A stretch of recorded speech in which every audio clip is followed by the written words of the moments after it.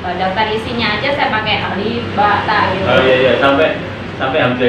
Iya, sampai hamzah ya dipaskan. Sebenarnya nggak ada tapi saya lihat. Oh iya ya. Kuncinya satu, tekuni, kemudian jangan mudah menyerah. Justru kalau misalnya dihadapkan pada konflik-konflik atau persoalan-persoalan, itu adalah salah satu cara kita untuk kita menemukan kesuksesan. Jangan lari. Jangan lari, diatasi. Kalau lari nggak dapat apa-apa.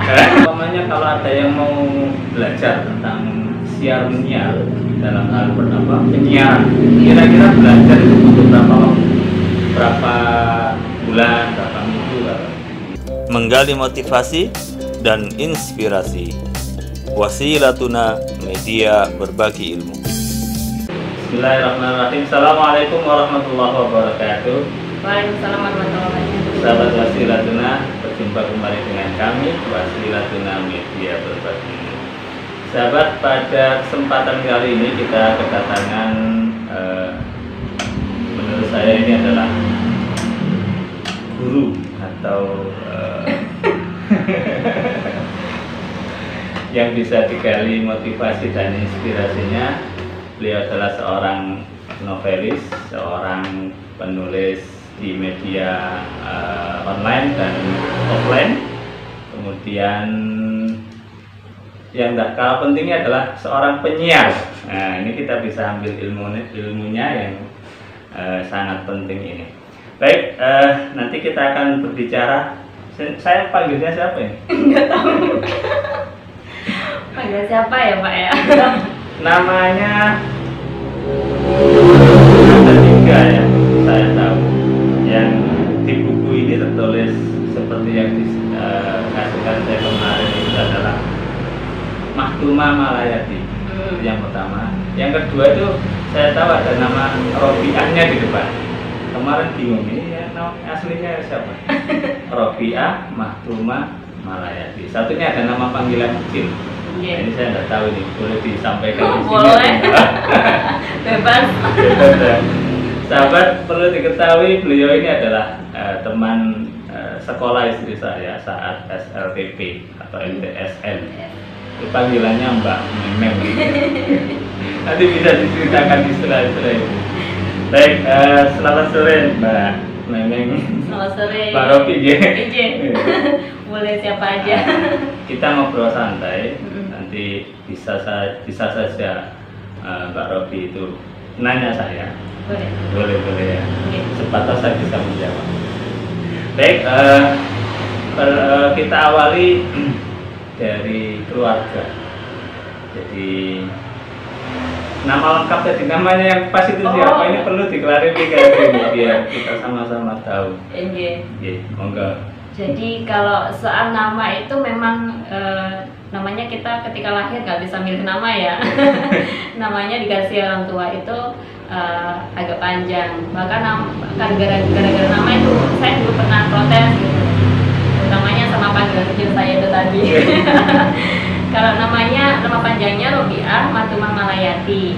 Jadi karena namanya panjang, waktu itu akhirnya beberapa cita-cita itu saya tentukan di nama itu Pak. Jadi kalau namanya ada Robiahnya itu berarti nanti jadi Bunyai gitu.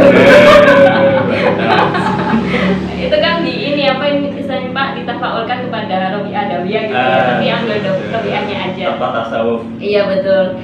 Kalau kemudian mau jadi seorang politikus, maka namanya waktu itu RM Malayati gitu Pak. Oh iya. Panggilan beken ya? Panggilan beken kan lumayan kan ada. Kalau politikus kan biasanya disingkat-singkat ya kayak apa sih? Kayak GS Gusola, SBY gitu kan. Kita RM Malayati gitu. Nah kalau mau jadi penulis maka namanya menjadi Mahduma Malayati. Yang satunya ditinggal. Yang satunya ditinggal. Robiahnya biar nggak kayak Bunyai gitu. Akhirnya ternyata ijabah. Kalau nama dosen. Nama dosen tuh harus lengkap ya. Oh gitu. Oh iya, ini saya pusing. Makanya namanya dosen panjang 3 kata, Robiah Mahduma Malayati. Ini kok beda-beda. Oh, kalau dosen itu di luar ini Pak, di luar planning cita-cita ya. Kita nggak ada cita-cita jadi dosen dulu, tapi gitu. Ternyata jalan Tuhan ke situ. Nah, saya protes kepada ibu, kenapa kok dipanggil Memeng gitu. Oh, yang manggil ibu? Ya orang tua Iya, sebenarnya maksudnya sih. orang tua. Iya, ayah ibu itu panggilnya sebenarnya Mamang, Pak. Mama. Iya. Jadi dulu itu ada, nggak tahu ya, katanya di Jombang itu ada Bunyai itu yang panggilannya itu Mamang gitu. Karena beliau berdua itu suka dengan sosok yang ada di Jombang itu, maka nama itu disematkan ke saya gitu. Padahal nggak ada cantolannya ke nama panjang gitu kan. Nah, tapi kok jadinya karena jadi orang desa gitu ya, jadi Memeng dari Mamang. Desa kita sama-sama desa. Begitu. Saudaranya berapa? Saudara itu ada 6 sebenarnya, tapi dipanggil Tuhan, dipanggil Allah 1, yang kakak nomor 2 jadinya 4. Karena 4 maka nama saya tadi kasih Tuhan. Oh iya. Ya, saya ini dengar-dengar dari istri dari itu, nama dari saudara-saudaranya itu unik-unik. Saya sendiri jarang mendengar itu, bahkan selama ini tidak pernah mendengar. Coba, iya. Itu mungkin kalau dikatakan unik itu karena apa? Itu kalau dulu ya Pak ya. Kalau sekarang kan nama setiap anak kan unik banget gitu nih. Unik panjang gitu. Tapi kalau nama orang dulu mungkin bisa dibilang jarang kalau ada yang menamakan anaknya dengan bahasa yang agak aneh. Iya, nama saudaranya. Nama saudaranya yang pertama itu Muhammad Alizabeth Bukafi. Yang kedua ada Muhammadnya itu sudah kita sering mendengar ya. Oh iya, karena betul. tafaulan. Iya. Kalau Alizabeth Bukafi itu dari kata Elizabeth waktu itu. Oh iya. Jadi diarabkan jadi Elizabeth gitu. Kemudian Munjidah Kemalias. Iya. Gitu. Terus yang ketiga Babra Kamal Bumidian. Nah ini diantaranya ini ya, Babra Kamal Bumidian. Oh iya. Itu ditafaulkan pada tokoh namanya Babra Kamal gitu. Ada di itu tokoh Timur Tengah kalau nggak salah, cukup fenomenal dan istilahnya beliau pendobrak gitu. Mungkin saya yang kurang baca paling ya. Kalau mungkin sama bapak saya ya. Kemudian saya yang keempat. Ya, yang terakhir itu Bismar Kodasi Basarama. Agak panjang, sakit-sakitan Pak. Akhirnya dipotong jadi Bismar Basarama. Ya, kita langsung ke ini terkait dengan motivasi kita yang bisa kita ambil dari beliau ini, Mbak Rofi, itu tentang menulis. Ini karya beliau ini ada kemarin disebutkan ada banyak ya, diantaranya ini Rahasia Diari Pegon. Ini ketika saya baca sampul yang di-share oleh beliau ini, saya pegon, terpikir di benak saya itu tulisannya kayak orang pesantren ini. Kemudian saya sudah baca, nah ini ya memang di situ ada cerita pegon nih, tapi saya ingin menanyakan tentang penulisan atau semangat untuk menulis itu. Memang cerita istri saya itu Mbak Rofi sejak SLPK itu sudah di atas rata-rata, pinter. Oh, bosan. Kayaknya salah informasi. Moga jadi mungkin beliaunya perlu dihadirkan Pak, diklarifikasi benar nggak ucapannya itu senyum-senyum itu. Iya. Baik, monggo. Jadi motivasi untuk bisa menulis ini bagaimana?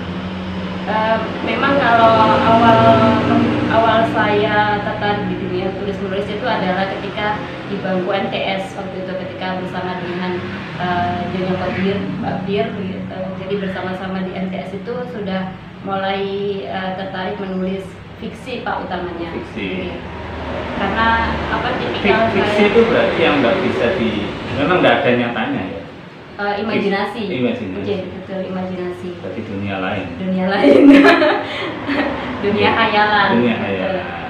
Waktu itu mungkin karena faktornya saya terlalu sering ngantuk gitu ya, ketika ada bapak guru yang menjelaskan mengalihkan itu gitu, ternyata langsung ngejar Pak isinya. Apa sih Pak ngejar itu Pak? Langsung langsung celing gitu, nggak jadi ngantuk ketika nulis. Tapi pernah suatu kali itu ditegur pakai apa ini, batu kapur itu gara-gara kita nggak fokus ke guru gitu. Gambar atau gambar beliau? Oh dong, kita nulis kayak sendi-sendi curhat gitu. Oh gitu, bukan gambar beliau lagi ngapain di depan kelas itu, bukan? Enggak. Nggak pernah ya? Bukan, nggak pernah. Ini awal mula saya menemukan dunia tulis menulis, mungkin memang ada ada satu nama yang perlu saya sampaikan terima kasih juga Mbak Fir. Pasti beliau tahu, namanya Mbak Erawati.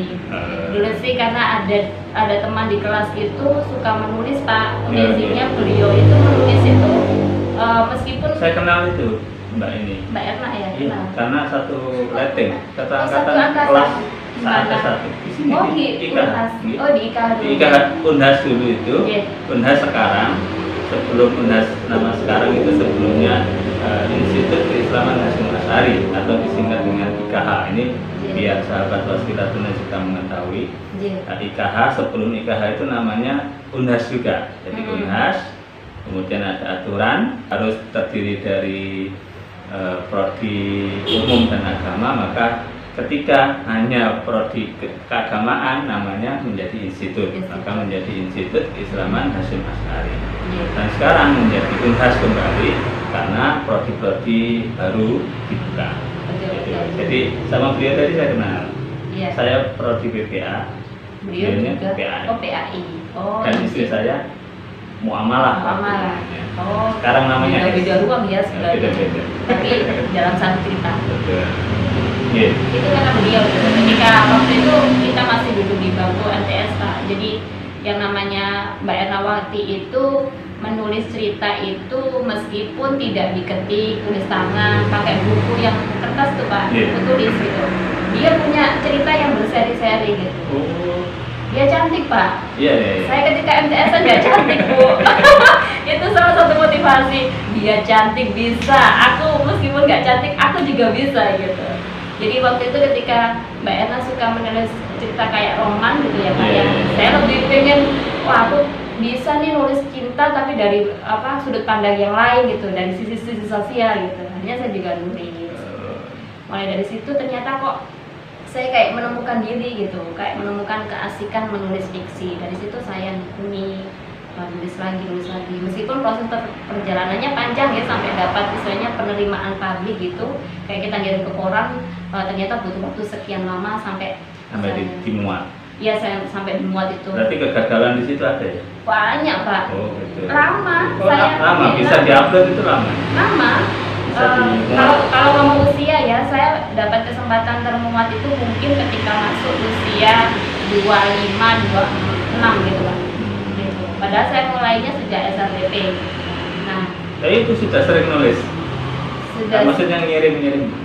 Oh, ketika kuliah dulu ngirim. Ketika kuliah. Tapi kita sombongnya ya Pak ya, ngirimnya ke Jawa Pos, ke Kompas, ya nggak keterima. Saingannya berat-berat gitu. Harusnya kita mulai dari yang dasar dulu gitu, yang lokal. Memperkenalkan diri.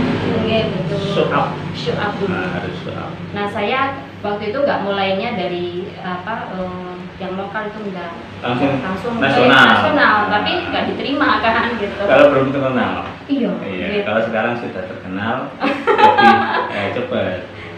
Waktu itu tapi tetap akhirnya ketika saya dari beberapa perjalanan kemudian kan pulang ke Jombang ya Pak, pulang ke Jombang. Dulu kuliah ke Surabaya. Oh. Dulu sempat dari Surabaya itu Alumni? stay di Bekasi. Alumninya Universitas Dr. Sutomo Surabaya. Jurusan ilmu jurnalistik, fakultasnya komunikasi. Itu S1. Itu S1. S2. S2-nya sama, tapi baru-baru ini kan. Oh iya. Mungkin. S3. Insya Allah. Masya Allah. Yang pandungannya. Amin, semoga. S3 ini yang dibaca apa ya? S3 beneran? Enggak. Lanjut. Tapi doa itu enggak. S3 itu saya punya teman. Iya. Saya dulu waktu saya UIN Maliki. Iya. Universitas Negeri Malik Maulana Ibrahim. Malik Ibrahim. Itu dalam satu kelas itu ada yang sudah pensiun dari penggadaian. Pegadaian. Oh, iya. Itu masuk S3. Oh, apa motivasinya Pak? Motivasinya karena beliau itu dulu pegadaian syariah. Itu melihat istilah-istilah di pegadaian itu tertarik gitu. Akhirnya masuk ke jenjang doktoral jurusan bahasa Arab. Oh gitu. Ya, jadi artinya seusia manapun kalau S3 itu tidak ada, keterlambatan batasan. Itu maksud saya. Luar biasa ya. Doanya itu tetap kita doakan. Semoga bisa lanjut dan segera. Dari mana caranya ya Allah? Allah alam. Kita tinggal doa saja. Betul. Baik, tadi masih cerita mana ini? Iya. Ini berarti sudah berapa buku yang sudah dihasilkan? Kalau fiksi sebenarnya 2 buku ya. Yang ini ya? Iya. Yang Ini pertama nanti kita itu dekatkan, kemudian kita tampilkan di sana. Iya. Rahasia dari Pegon itu tahun 2018 Januari. Kemudian yang Opera Osirela itu 2019. 2020 nulis bareng teman-teman. Ini sifatnya sih sebenarnya maunya kayak personal writing, jadi menulis pengalaman pribadi gitu. Yang ketiga. Yang Biasanya keempat, kalau kolaborasi ini namanya apa? Istilahnya itu? antologi ya. Antologi ya. Oke. Kumpulan cerita. Kumpulan ya. Jadi penulisnya banyak. Iya, penulisnya. Ontologi atau antologi? Antologi. Dulu saya juga pernah, jadi makalah-makalah dari teman-teman dikumpulkan menjadi satu buku. Oh iya, ada yang istilahnya bangunan rampai. Betul. Ini bahasa-bahasa yang ditulis ini menggunakan bahasa apa ini? Contohnya ini ya. Iya. Opera Osirela. Iya. Ini apa? Ini bahasa Indonesia sebenarnya. Bahasa Indonesia dulu sih cari kalau sebelum Opera Osirela itu macam-macam Pak ininya. Apa sih dulu? Cuman pakai namanya ya Osirela gitu, gitu. Tapi kok nggak kena gitu kalau dijadikan judul gitu. Akhirnya tiba-tiba kepikiran aja, oh pakai Opera Osirela karena di dalamnya ceritanya gitu agak model ini sih kayak agak-agak dongeng gitu. Jadi nih, oh mirip-mirip opera gitu kayak. Adakah yang ditulis ini terinspirasi dari mimpi? Mimpi. Kan ini fiksi semua, jadi tidak ada apa ya hal yang nyata di kehidupan nyata. Mimpi bunga tidur itu ya Pak? Ya mimpi tidur terus ada. Nggak ada. Nggak ada. Nggak ada. Nggak ada. Biasanya pasti karena hayalan, pasti karena lamunan. Oh gitu, berarti idenya itu saat melamun. Saat melamun. Biasa. Atau bahkan pernah satu kali itu ngalami yang namanya apa ini writer's block atau kebutuhan nulis gitu ya Pak. Saya dapat sambungan ceritanya itu ketika berkendara sepeda motor. Itu agak manjur sebenarnya Pak. Ada 2 tempat yang nggak sampai mengganggu konsentrasi. Betul, nggak. Itu kayak secara otomatis aja. Oh, pakai lanjutannya kayak gini, bagus nih. Kadang di tulisan-tulisan yang sifatnya non fiksi juga kadang kan kita nggak bisa ngelanjutin, kita pusing gitu karena datanya nggak masuk atau logikanya nggak nyambung ketika berkendara. Oh, ini jadi logikanya alurnya seperti ini. Sambungannya yang kemarin. Sambungannya, betul. Itu nemunya kadang ketika kita berkendara. Tapi masing-masing orang tentu beda. Jadi kalau ini Pak Kabir juga punya trik lain gitu. Oh, iya. Jadi kalau umpamanya orang lain biar bisa meniru katakan, itu awalan dari apa? Latihan dulu atau apa untuk bisa menulis? Ini pada spesifikasi fiksi atau secara umum? Nah, yang fiksi dulu. Fiksi ya. Sebenarnya kalau fiksi itu yang pertama saya pengen tekankan ke teman-teman, mungkin kalau yang ingin menulis itu tanya dulu memang apa benar suka dunia menulis terus menulis. Kadang kita itu kalau eranya sekarang ini kan banyak mungkin ada penulis yang sukses di aplikasi ini gitu. Kemudian kita niru, jangan sampai kayak gitu maksud saya. Karena kalau jangan copy paste. Harus ada keunikan, harus ada karakter kita. Maksudnya pada diri sendiri kalau ada ketertarikan atau gairah untuk melakukan itu, ayo dilakukan. Nah pertama itu, yang kedua kalau mau menulis, tinggal sebenarnya imajinasi apa atau cerita apa yang mau kita suburkan. Tugas kita itu sebenarnya bukan jangan berpacu pada bahwa aku itu pengen menulis, kemudian aku pengen menulis yang indah, aku pengen menulis dengan bahasa-bahasa yang keren seperti bahasa-bahasa para sastrawan. Tapi tugas kita itu adalah menceritakan apa sih yang ingin diceritakan itu tuangkan. Kalau kemarin Profesor Nainun Naim gitu ya, tuliskan aja, kemudian edit lakukan belakangan. Sama, ceritakan dulu, nanti kalau urusan logikanya masuk nggak, alurnya nyambung nggak, itu lakukan belakangan. Yang penting tuliskan cerita yang ingin disampaikan. Saya begitu triknya. Baik, jadi setelah saya baca yang ini, rahasia dari Pegon ini, diantaranya adalah peristiwa seperti ini, kehidupan saya membaca, ada anak TPQ yang ngaji dan seterusnya itu. Tapi itu dijadikan, tapi bukan fiksi kalau yang ini. Gimana itu? Sebenarnya fiksi itu juga harus memiliki logika yang bisa diterima. Ada latar ya Pak, ada latar waktu, latar tempat. Nah, saya ini meminjam latar tempat yang di suasana TPQ. Meskipun itu saya mendapatkan dari hasil penginderaan saya gitu, melihat anak-anak mengaji di TPQ, tapi pada dasarnya itu adalah hasil rekayasa fiksi saya. Bukan cerita aslinya gitu. Bukan cerita aslinya. Jadi khayalan yang kemudian saya olah, saya tuliskan. Karena apa? Karena tetap aja meskipun fiksi itu harus bisa diterima. Harus nyambung ya. Harus nyambung. Jangan sampai tulisan ini di awang-awang gitu. Enggak di awang-awang, ada gitu. Gitu. Tapi kan fiksi. Fiksi. Maka fiksi itu juga itu tadi, fiksi itu bisa diterima oleh pembacanya. Karena pembaca itu pasti cita rasanya adalah realita yang dia rasakan gitu. Maka pengennya itu juga masuk ke pembacanya. Baik, terkait dengan ini istilah Pegon. Awal saya tahu buku ini sudah lama memang. Tapi dan yang ada dalam benak saya itu Pegon yang ala pesantren gitu. Walaupun saya baca kemarin di dalamnya itu ada buku gitu, ada Pegonnya. Gimana menjadi judul sebuah buku ini? Ini sebenarnya dulu alurnya begini.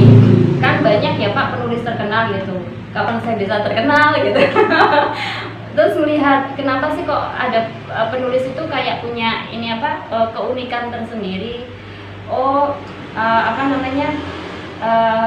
Karena menghadirkan sesuatu yang terkadang nggak jauh dari kehidupan si penulis. Nah, karena itu saya juga kenapa aku nggak ambil sesuatu yang memang aku alami. Keuntungannya satu, bahwa aku pasti sangat memahami itu. Yang kedua, aku gak susah cari bahan. Nah, kalau akhirnya saya ngambil setting latarnya itu adalah, setting ceritanya adalah anak TPQ yang setiap hari saya tahu di depan rumah. Karena di depan rumahnya ada musolanya. Ada anak-anak TPQ, ada anak-anak dia baca waktu itu. Dan ustadz-ustadzanya. Dan soal Pegon itu kan dasar sekali kan yang dipakai itu Pak, yang di situ bukan kemudian menjelaskan atau maknani sedemikian rupa seperti halnya santri-santri di pesantren gitu. Nah, itu lebih kepada dasar bagaimana menulis Pegon. Nah, itu yang saya pakai, dua hal itu kemudian saya rangkum jadikan bahan cerita. Ada beberapa respon yang cukup menarik Pak ketika ini dibaca itu datang dari salah satu pembaca entah di Bogor atau Bekasi gitu.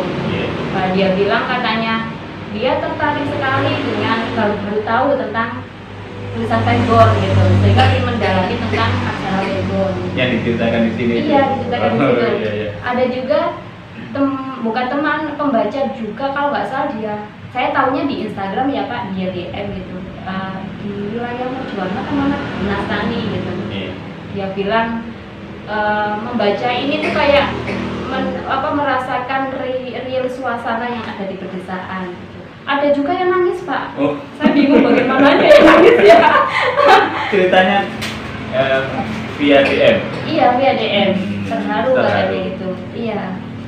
Gitu. Jadi kalau bagi saya itu jadi semacam apresiasi atau kegembiraan tersendiri. Ternyata kepuasan, ternyata ada manfaat yang diperoleh dari sisi itu. Begitu Pak. Jadi kalau saya boleh saran kepada teman-teman itu, karena apa? Karena kalau kita nulis kan ternyata gunakan apa yang sudah ada di pikiran. kalau kita nulis sambil golek referensi, nulis sambil nyari bahan itu nggak ketemu, susah nggak jalan, nggak jalan. Jadi saya rasa cari apa yang ada di sekitar itu, gali, cari keunikannya apa, kemudian ramu dengan cerita-cerita fiktif atau dramatisasi sehingga fiksinya menjadi menarik. Bagi sahabat yang ingin mendapatkan buku ini, nanti bisa komentar atau nanti kita cantumkan Instagram, ada Instagram. Nanti bisa ditulis, kita tambahkan ketika itu. Lalu terkait dengan ini, apa lagi? Buku yang kedua. Ini ada bedanya loh Pak, yang buku pertama sama kedua prosesnya. Ini yang berapa ini? Ini yang pertama. Ini yang pertama. Iya. Buku yang kedua itu yang Opera Wasirela itu. Oh yang ini. Iya. Ini. Nah ini Opera Wasirela, ini buku yang kedua. Kalau orang review biasanya gini Pak, ini buku yang kedua. Oh. Nah ini buku yang kedua. Nah, ini yang pertama. Ya Yang betul. pertama. Ini yang kedua, ini yang pertama. Ini nanti saya foto kemudian taruh di situ. Oke. Ya. Ini ada dua feel perasaan yang berbeda Pak. Kalau mungkin mereka yang sudah membaca dua novel ini akan mendapatkan feel yang berbeda di masing-masing novel ini meskipun yang tulis sama gitu. Nah kalau yang pertama yang Rahasia dari Pegon itu saya konsep banget gitu Pak. Kayak misalnya kayak di sini daftar isinya aja saya pakai alif bata gitu. Oh iya sampai hamzaya. Iya sampai hamzaya dipaskan. Nunnya nggak ada tapi bisa lihat. Oh iya. Oh ada nun tapi pembahasannya itu cuman pakai puisi gitu. Oh gitu. Iya. Di daftar isinya nunnya kok seret. Oh iya benar. Kelewatan tadi. Nah ini di konsep sekali gitu. Nah di konsep itu artinya membutuhkan istilahnya mikirnya lebih lah gitu. Melogikakannya itu lebih gitu. Nah kalau Opera Wasirela ini bebas sekali gitu. Jadi imajinasi apa, nyantolnya kemana, ini settingnya, ada yang bilang ini settingnya kok desa campur ke Inggris-Inggrisan gitu katanya gitu. Yang ini ya? Iya yang ini. Untuk kamu enggak baca ini? Enggak. Enggak. Cuman waktu itu saya memang membebaskan diri. Jadi kayak mendapatkan enjoy sekali nulis sebenarnya di buku yang kedua. Yang kedua. Dan selesai Tapi adanya yang kedua sebab ada yang pertama. Tuh. Ini endingnya sudah dapat, ini endingnya masih mikir. Oh gitu. Oke, akhirnya waktu itu ketika berkendara, endingnya gini aja. Kita lanjutkan ke yang kedua tentang dunia siar menyiar. Ke penyiaran. Penyiaran. Sudah sejak kapan Mbak Robi ini menjadi seorang penyiar atau latihannya bagaimana itu bisa menjadi penyiar? Iya. Atau gimana saja sudah siarannya? Yang saya tahu kan di Suara Tebiran sampai menjadi pimpinan. Dan ternyata di situ aja saya menjadi penyiar. Dulu ada Pak pernah pertama kali pulang ke Jombang setelah melanglang buana gitu ya istilahnya. Pertama kali ke Jombang itu melamar di salah satu radio di Jombang. Ya tahapan agar menjadi penyiarnya gimana? Oh iya nanti ini kalau ini kesimpulannya dulu. Iya.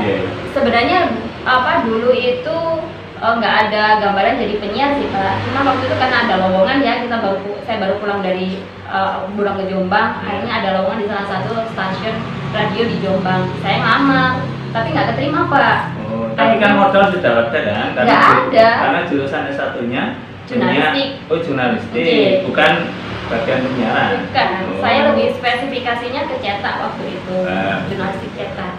Akhirnya nggak keterima kan, terus lama-lama lagi akhirnya masuk di IKH waktu itu kan, sebelum Unhas masih IKH. Nah di situ ada radio, tapi radionya radio lab. Gitu. Radio lab dari Fakultas Dakwah. Ya, waktu itu Fakultas Dakwah. Iya. Jadi prodi lab waktu itu karena kita kan bosen ya Pak ya, stay terus nggak ngapa-ngapain di meja gitu. Akhirnya main-main lah ke lab itu, terus ketemu salah satu yang jaga di situ yang sudah dosen? Belum. Oh belum. Berarti waktu itu Waktu itu masih di staf yayasan. Staf yayasan, di staf yayasan. Jadi berangkatnya ke IKH itu masuk di staf yayasan. Staf yayasan. Terus menjadi karena TPTP gitu ya kalau itu. TPTP. Mbak TPTP itu. Ini suka main, iseng-iseng betul. Iseng-iseng main ke lab itu, kemudian mungkin yang mikir yang ngelola lab itu mikir wes daripada hari ini untung-untung gitu.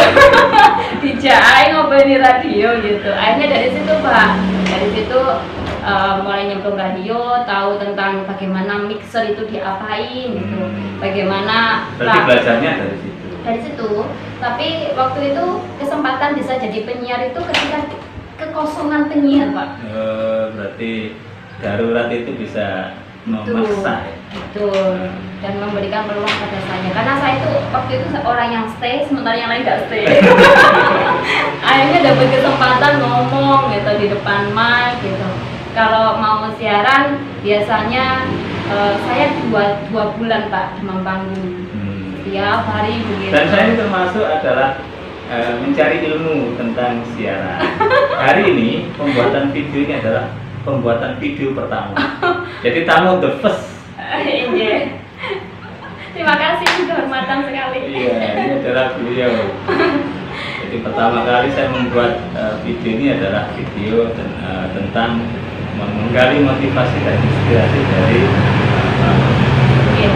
ternyata ilmu kepenyiaran itu sangat bermanfaat karena logika produksi konten-konten siaran itu ternyata nggak jauh beda kalau kita memproduksi konten video gitu Pak. Nah itu basic yang kemudian ternyata bermanfaat ya. Atau ketika saya mencoba bikin konten, suaranya kok nggak ngangkat ya gitu.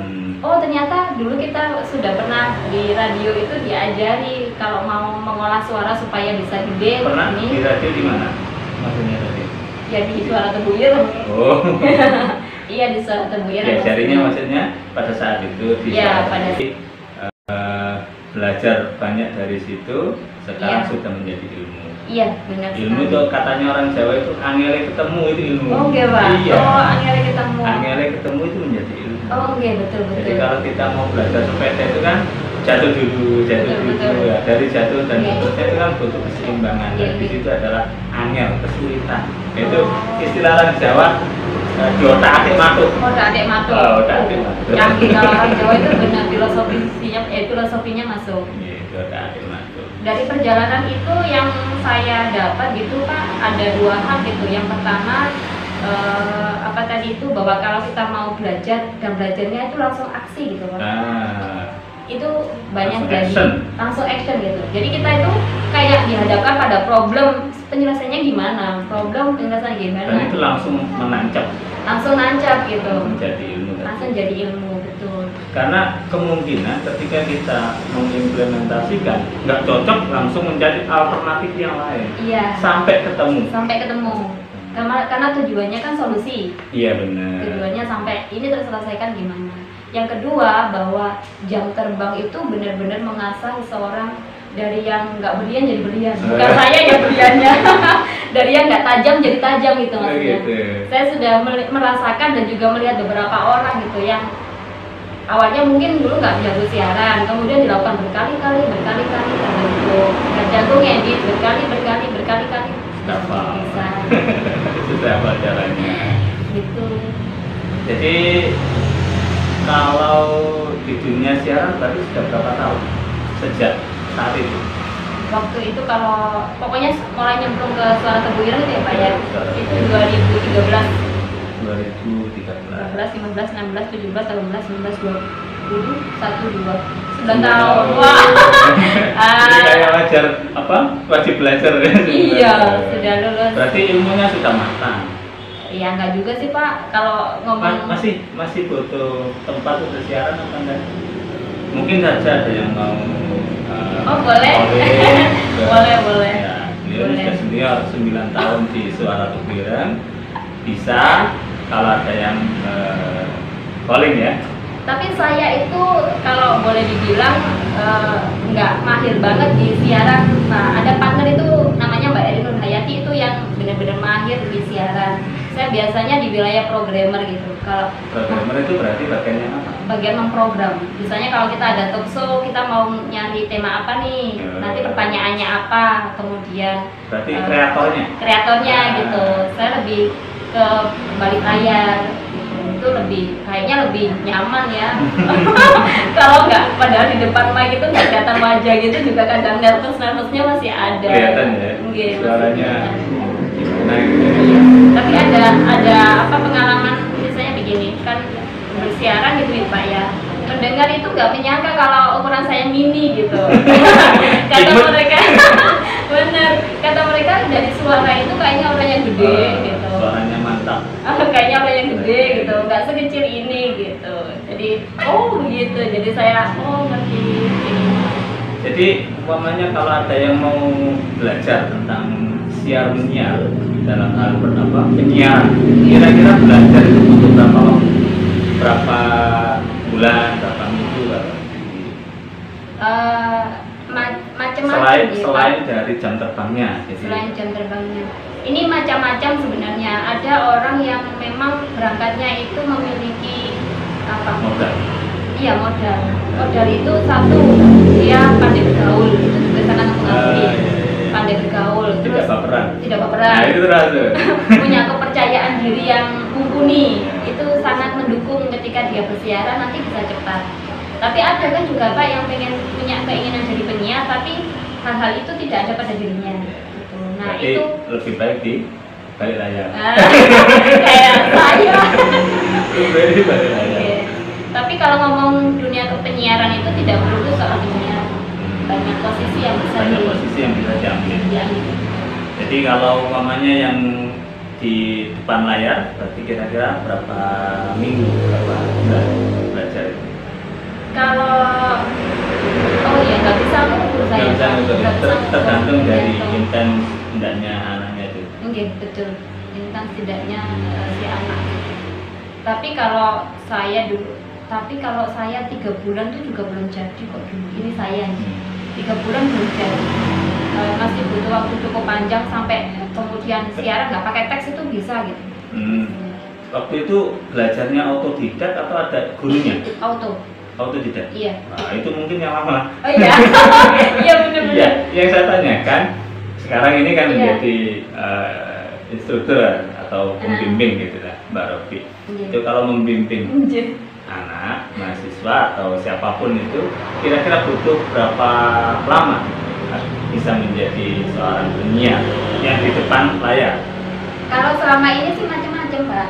Tergantung sama personnya. Yeah. Ada yang 3 bulan jadi, ada yang butuh waktu lebih panjang dari itu. Gitu. Ada juga yang nggak kuat terus keluar. Gitu. Jadi sampai berapa lama itu bergantung sama dirinya, passionnya, motivasinya, kemudian modal dalam dirinya itu. Jadi nggak bisa kalau saya mengukur berapa bulan jadi. Gitu. Jadi artinya gini, kalau umpamanya kita ambil paling maksimal gitu, 3 bulan. Paling 4 bulan. minimal. Iya paling minimal. Oh iya. 3 bulan. 3 bulan jadi. Ya orang bisa lah. Bisa. 3 bulan bisa. Jadi butuh waktu ya. Iya, dan itu kalau 3 bulan bisa itu harus bapak setiap hari kan. Bukan seminggu sekali. Oh, bukan seminggu sekali. Kalau seminggu sekali tinggal ngalikan 12 kali. Nggak jadi kalau segitu. Kurang lama. Akhirnya kalau mau jadi berlian sama atau jadi pisau yang tajam kan asalnya harus sering ya. Gosoknya benar. Ini ada lagi yang bisa disampaikan Mbak Robi menjadi closing statement untuk sahabat Wasilatuna. Ini bisa mungkin dipakai atau enggak gitu karena masing-masing orang punya prinsip sendiri-sendiri. Yaitu tadi kalau pada setiap perjalanan kita mungkin tidak tahu kalau kita itu ditempatkan di mana, pada akhirnya takdir Tuhan membawa kita kemana. Kalau kemudian kita ditempatkan di satu bidang gitu, kuncinya satu, tekuni, kemudian jangan mudah menyerah. Justru kalau misalnya dihadapkan pada konflik-konflik atau persoalan-persoalan itu adalah salah satu cara kita untuk kita menemukan kesuksesan kesuksesan. Jangan lari. Jangan lari, diatasi. Kalau lari Kalau lari nggak dapet apa-apa. nggak jadi sukses ya. Nggak jadi sukses gitu. Nggak jadi sukses. Jadi kalau dapat konflik itu adalah salah satu cara Allah untuk menjadikan kita lebih baik. Bagaimana Maka kita hadapi. bisa memanajemen Betul. dari persoalan itu dan menyelesaikannya. Betul. Itu aja mungkin yang Oke. lainnya.